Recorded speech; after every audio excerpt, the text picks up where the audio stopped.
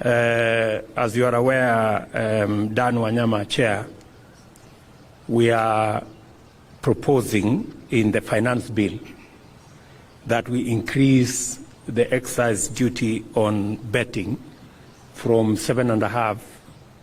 I had suggested to 20%, but I think Parliament have adjusted it. I don't know, to 12.5% or 15%. Please, munisaidie hapo ndio nipate pesa ya kupatia hii watu.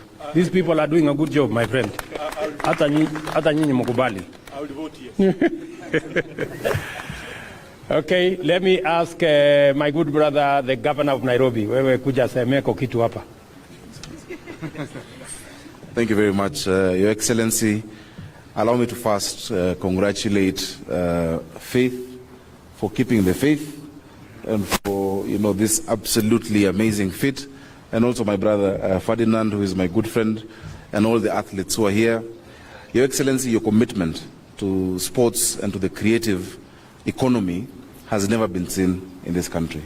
And on behalf of all the county governments, because we're also dealing with this, sports is a concurrent function, we're also committing to do our part as county governments, because the creative sector and the sports and the arts are an economic frontier that have never been explored.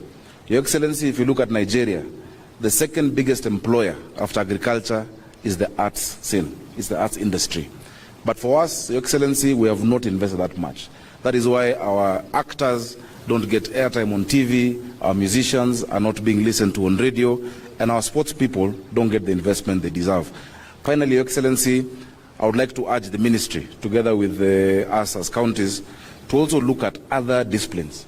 We have a young lady called Angela Okutoi, who is doing amazing in tennis around the world, and I know she's getting supported. If you look at our brother Yego, he trained himself in javelin. We can also look at other disciplines and put the support. As counties, we're putting up infrastructure.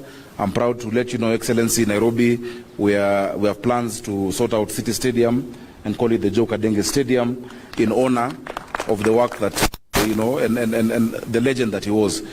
In the morning when I received Faith at the airport, I was joking with the chairman of Athletics Kenya, who knew my mother. My mother was a champion in 200 meters Commonwealth for Kenya. And he asked me, what happened to you? And I told him that I don't run, but I ran for office. So I'm still in that field. Thank you very much, Your Excellency, and congratulations. Okay.